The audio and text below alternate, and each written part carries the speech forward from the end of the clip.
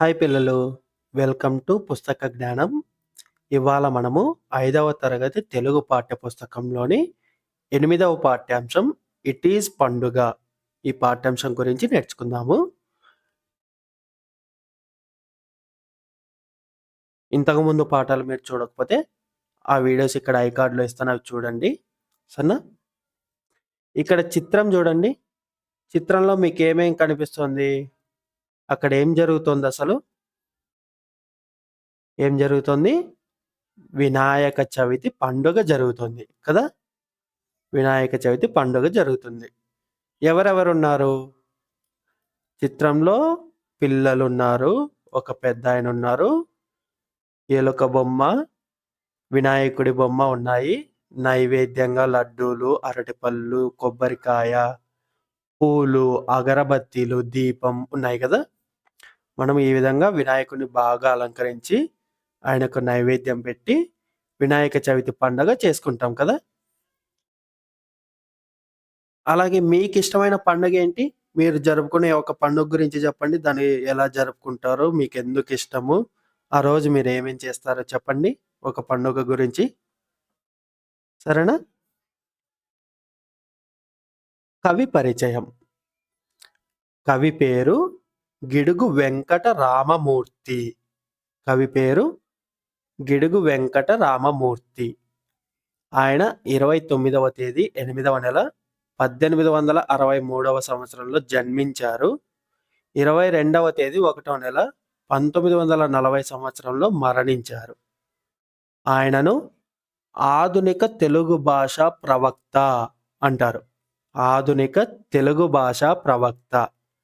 ప్రవక్త అంటే ప్రచారం చేసేవాడు, ఎక్కువగా ప్రచారం చేసేవాడు అని.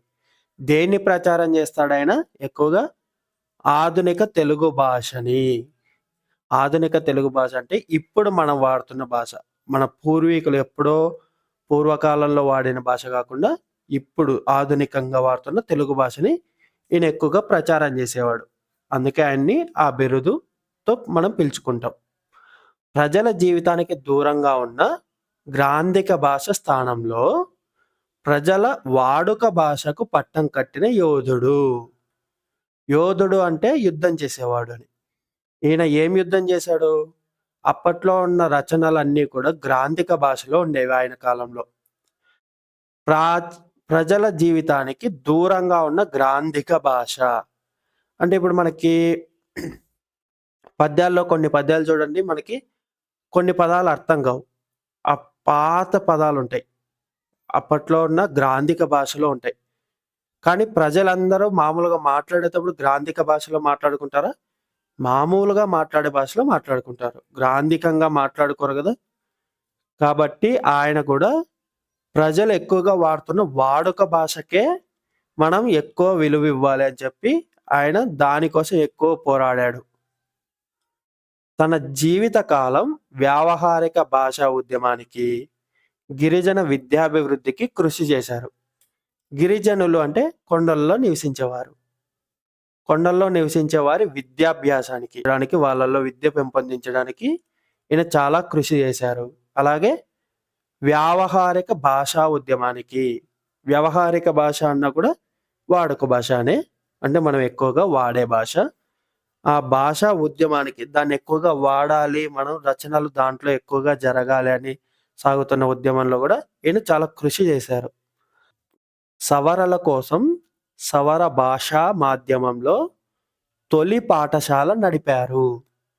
ఆయన అది సవర భాషా మాధ్యమంలో తొలి పాఠశాల నడిపారు. తొట్టతొలిగా మనకిప్పుడు తెలుగు మీడియము, ఇంగ్లీష్ మీడియం అని ఉన్నాయి గదా! అలాగే అప్పట్లో ఆయన సవరల కోసం, సవర భాష మాట్లాడే వాళ్ళ కోసం మొట్టమొదటిసారిగా సవర భాష మాధ్యమంలో, సవర భాష మీడియంలో తొలి పాఠశాల నడిపారు. సవర పాటలు, కథలు సేకరించి సవర వాచకాలు రూపొందించారు. సవర పాటలు, కథలు చాలా సేకరించి ఆయన సవర వాచకాలు రూపొందించారు. అలాగే సవర ఇంగ్లీషు నిఘంటువును రూపొందించడమే కాక, సవర భాషలో మౌలికమైన పరిశోధన చేశారు. ఆ గిరిజనులు ఎక్కువగా ఉపయోగించి ఈ సవర భాషను ఎక్కువగా ప్రచారం చేయడమే గాకుండా, అలాగే మనకిప్పుడు మీ దగ్గర ఇంగ్లీష్ నుంచి తెలుగుకి ఒక డిక్షనరీ ఉంటుంది గదా! అంటే ఇంగ్లీష్‌లో ఉన్న పదాలకి తెలుగులో అర్థాలుంటాయి. అలాగే ఆయన సవర భాషలో ఉన్న పదాలకి ఇంగ్లీష్‌లో అర్థాలుండే విధంగా ఒక డిక్షనరీ, నిఘంటువును రూపొందించారు. అలాగే సవర భాషలో చాలా పరిశోధన చేశారు. సవరల కోసం సవర వ్యాకరణం రచించారు. ప్రతి భాషకు వ్యాకరణం అనేది ఉంటుంది గదా! చాలా భాషలకి వ్యాకరణం ఉంటుంది. ఇప్పుడు మన తెలుగులో జూసుకుంటే వ్యాకరణంలో మనకి విభక్తులున్నాయి, సందులున్నాయి, నామవాచకాలు, సర్వనామాలు, క్రియలు, విశేషణాలు ఇలా చాలా ఉన్నాయి గదా! అలాగే ఇంగ్లీష్‌లో నౌన్స్, ప్రొనౌన్స్, ప్రిపోజిషన్స్ ఇలా టెన్సెస్ ఇలా చాలా ఉన్నాయి గదా! అలాగే సవర భాష కోసం గూడా వ్యాకరణాన్ని ఈయన రచించారు. దానికోసం గ్రామర్‌ని ఆయన రచించారు. భారతదేశంలోని తొలి తరం మానవ శాస్త్రవేత్తల్లో ఒకరు. మొట్టమొదటగా మానవ శాస్త్రవేత్తలుగా భారతదేశంలో వచ్చిన తొలి వాళ్ళలో ఈయన కూడా ఒకరు. బాలకవి శరణ్యం, ఆంధ్ర పండిత బిషక్కుల భాషా భేషజం మొదలైన గ్రంథాలు రచించారు. ఈయన రచించిన గ్రంథాల్లో ముఖ్యమైనవి 2 ఏవి? బాలకవి శరణ్యము, ఆంధ్ర పండిత బిషక్కుల భాషా భేషజం. ఈయన స్ఫూర్తికి అనుగుణంగా గిరిజనుల గురించి పాఠ్యాంశాన్ని ఇక్కడ పొందుపరిచాం. మనం ఇప్పుడు చదువుతున్న పాఠ్యాంశం గిరిజనులకు సంబంధించిన పండుగది. అది మనం గిడుగు రామ్మూర్తి గారి స్ఫూర్తితో వారి పండుగ గురించి ఈ పాఠ్యాంశంలో నేర్చుకుంటున్నాం. ఇట్ ఈజ్ పండుగ. ఇట్ ఈజ్ పండుగ. ఎప్పుడైనా విన్నారా ఈ పండుగ గురించి మీరు? విన్నారా? వినలేదా? ఓకే. వినకపోతే ఏం పర్లేదు. మనం ఇప్పుడు ఆ పండుగ గురించి నేర్చుకుందాం.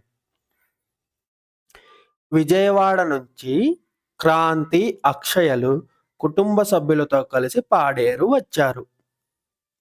విజయవాడ నుంచి క్రాంతి, అక్షయలు కుటుంబ సభ్యులతో కలిసి పాడేరు వచ్చారు. పాడేరు అనే ఊరికి వాళ్ళిద్దరూ వాళ్ళ ఫ్యామిలీలతో సహా వచ్చారు. అక్కడ వాళ్ళ పెదనాన్న ఉద్యోగం చేస్తున్నారు. వాళ్ళ పెదనాన్న క్రాంతి, అక్షయల పెదనాన్న ఉద్యోగం పాడేరులో చేస్తున్నారు. ఇంటికి వెళుతుంటే దారిలో డప్పులు, తుడుములు, కొమ్మబూర మొదలైన వాయిద్య శబ్దాలు వినబడ్డాయి. శబ్దాలు వినిపించాయి వాళ్ళు ఇంటికి వెళ్ళే దారిలో. ఏం శబ్దాలు? డప్పులు మోగిస్తున్న శబ్దము, తుడుములు వాయిస్తున్న శబ్దము, కొమ్మబూరలు వాయిస్తున్న శబ్దము వాళ్ళకి వినిపించాయి. మీకు ఈ వాయిద్యాల్లో కొన్ని తెలుసా? మీకు డప్పులు వాయించడం తెలుసు కదా! ఇలాగుంటాయి డప్పులు. అలాగే కొమ్ము బూర.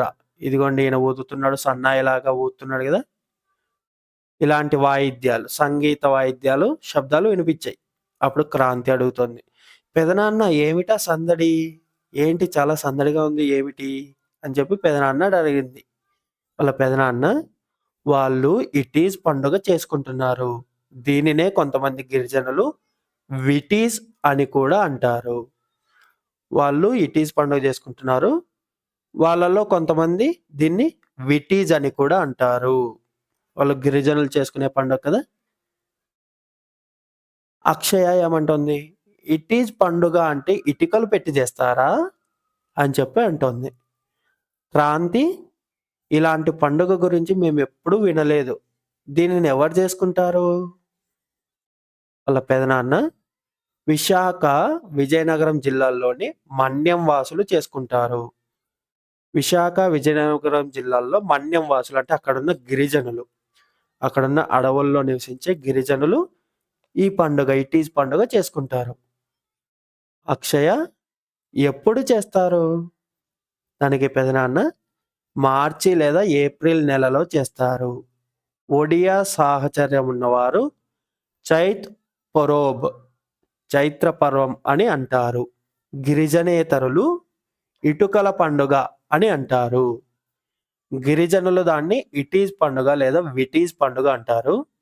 గిరిజనేతరులు గిరిజనులు కాని వాళ్ళు ఇటుకల పండుగ అని అంటారు.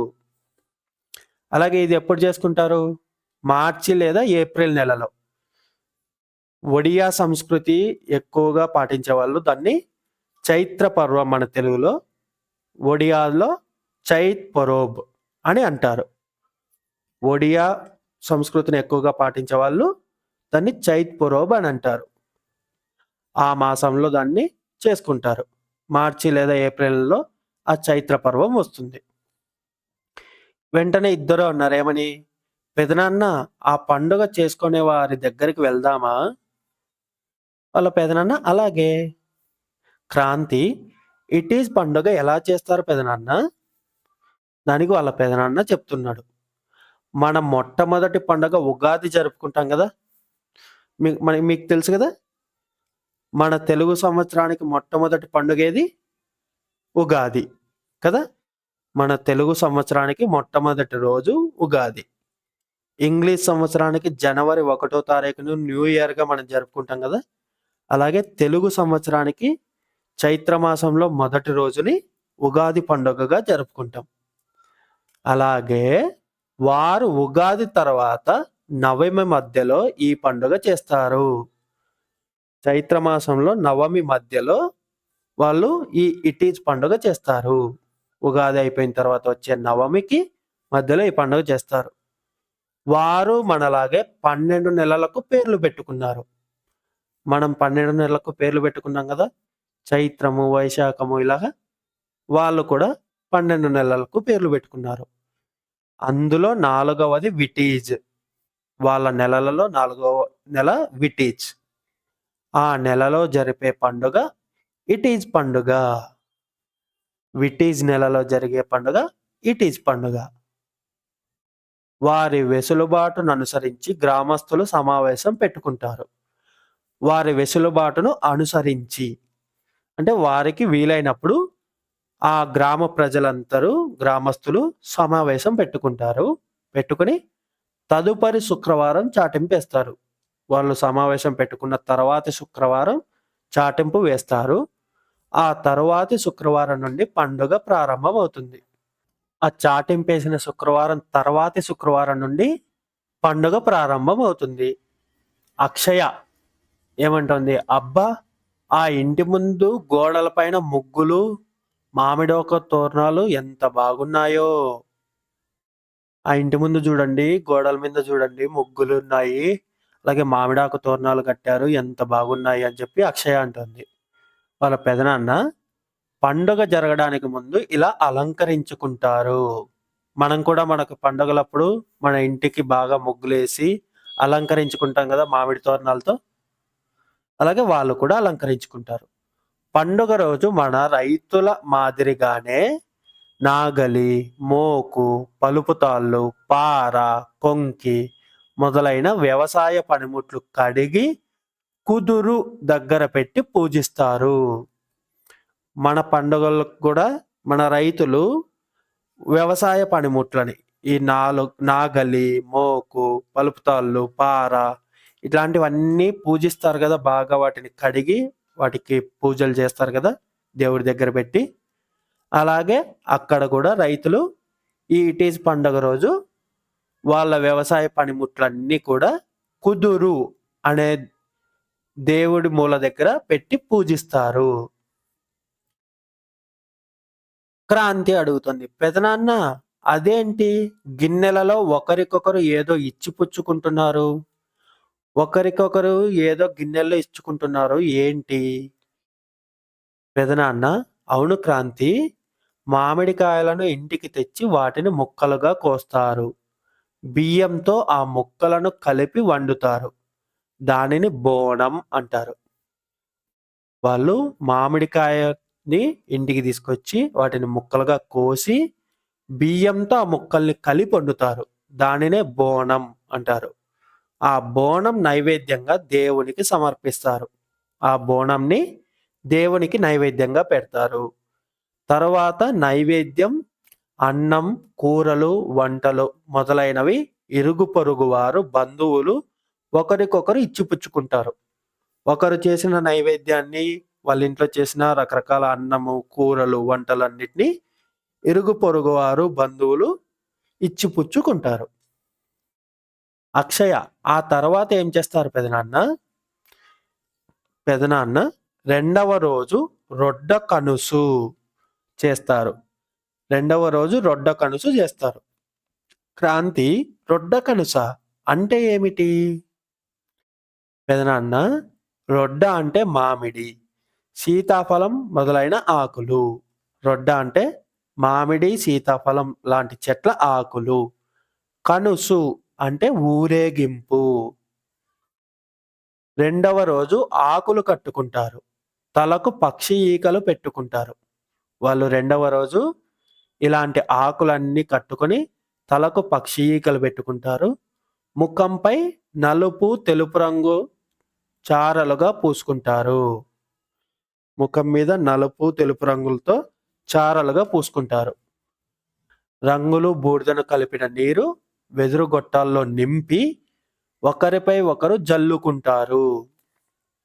వాళ్ళు ఒకరి మీద ఒకరు ఈ రంగులు, బూడిద కలిపిన నీళ్ళని చల్లుకుంటారు. మనం కూడా హోలీకి రంగులతో నీళ్లు చల్లుకుంటాం కదా! అలాగా. పనసకాయను జంతుతల ఆకారంగా చేస్తారు. పనసకాయలతో జంతువుల తలల్లాగా చేస్తారు. దానిపైకి బాణాలు వేస్తూ, ఆడుతూ, పాడుతూ శంకుదేవుని దగ్గరకు వెళతారు. వాళ్ళ శంకుదేవుడి దగ్గరికి ఆడుతూ, పాడుతూ పనసకాయల్ని జంతువులుగా తయారు చేసి వాటి మీదకి బాణాలు వేస్తూ వెళతారు. అక్షయ, ఎందుకు వెళ్తారు? పెదనాన్న, శంకుదేవుని కొరకు ప్రతి ఇంటి నుండి గుప్పెడు చొప్పున విత్తనాలు, బియ్యం సేకరిస్తారు. ఆ శంకుదేవుడికి సమర్పించుకోవడం కోసం ప్రతి ఇంటి నుండి ఒక గుప్పెడు విత్తనాలు, బియ్యము సేకరిస్తారు. గుడి దగ్గర బియ్యం వండి నైవేద్యం పెడతారు. ఇలా సేకరించిన బియ్యంని గుడి దగ్గర వండి నైవేద్యం పెడతారు. విత్తనాలు కొన్ని గుడి చుట్టూ చల్లుతారు. మిగిలిన విత్తనాలు వారం రోజుల తర్వాత ఇంటింటికి పంచుతారు. అలా వచ్చిన విత్తనాలన్నిటినీ కొన్ని గుడి చుట్టూ చల్లి మిగిలిన విత్తనాలు వారం రోజుల తర్వాత ప్రతి ఇంటికి పంచుతారు. అవి వారి విత్తనాలలో కలుపుకుంటారు. అలా పంచిన విత్తనాలు ప్రతి ఇంట్లో ఉన్న వాళ్ళు వ్యవసాయం చేసే విత్తనాలు ఉంటాయి కదా! వాటిల్లో ఈ విత్తనాల్ని కలిపేసుకుంటారు. దేవుడి దగ్గర నుంచి తీసుకున్న విత్తనాల్ని వారు పంటల్లో వేసుకునే విత్తనాలతో కలిపేసుకుంటారు. క్రాంతి, భలే విచిత్రంగా ఉంది. ఆ తర్వాత? పెదనాన్న, 3-6 రోజుల్లో ఏదో ఒక రోజు గ్రామస్తులంతా వేటకు వెళ్తారు. ఆ రొడ్డ కనుసు అయిపోయిన తర్వాత 3-6 రోజుల్లో గ్రామస్తులందరూ వేటకు వెళ్తారు. వేటకు వెళ్ళని వారిని వరసైన వారు ఎగతాళి చేస్తారు. వేటకు ఎవరైతే వెళ్ళకుండా ఉంటారో వాళ్ళని ఎగతాళి చేస్తారు వరసైనోళ్ళు. వేట సాధించిన వారికి ప్రత్యేక గౌరవం ఉంటుంది. ఎవరైతే వేట సాధించి వస్తారో వేటతో వాళ్ళకి ప్రత్యేకంగా గౌరవిస్తారు. అక్షయ అంటుంది, 7వ రోజు ఏం చేస్తారు? పెదనాన్న, చివరి రోజును మారు ఇటీజ్ లేక నూరు ఇటీజ్ అంటారు. అలా ఆ వారం చివరి రోజును మారు ఇటీజ్ లేదా నూరు ఇటీజ్ అంటారు. ఆ రోజు దారికి అడ్డంగా వెదురు బొంగు కడతారు. దారికి అడ్డంగా వెదురు బొంగు కట్టి వెదురు గొట్టాలతో వచ్చే పోయే వారిపై నీళ్లు చల్లుతారు. వెదురు గొట్టాలతో వచ్చే పోయే వాళ్ళందరి మీద నీళ్లు చల్లుతూ ఉంటారు. వెదురు కర్రకు తాళ్లను కట్టి ఊయలగా చేసి ఊగుతారు. వెదురు కర్రలకు తాళ్లను కట్టి ఊయల చేసి ఊగుతారు. అక్షయ, క్రాంతి ఇద్దరేమన్నారు? చాలా బాగుంది పెదనాన్న వీరి పండుగ. వాళ్ళ పెదనాన్న, అవును, మన రాష్ట్రంలో రాయలసీమలో కొన్ని పండుగలు, కోస్తాలో కొన్ని పండుగలు ప్రత్యేకంగా జరుపుకుంటారు. అలాగే గిరిజన ప్రాంతాల్లో కూడా రకరకాల పండుగలు జరుపుకుంటారు. అవి వారి వారి సంస్కృతి సాంప్రదాయాలకు ప్రతీకలు. ప్రతి ప్రాంతం వాళ్ళు కూడా వాళ్ళ ప్రాంతానికి ప్రత్యేకంగా ఉండే పండుగలు జరుపుకుంటూ ఉంటారు కదా! మన రాయలసీమలో కొన్ని రకాల పండుగలుంటాయి. కోస్తాలో కొన్ని పండుగలుంటాయి.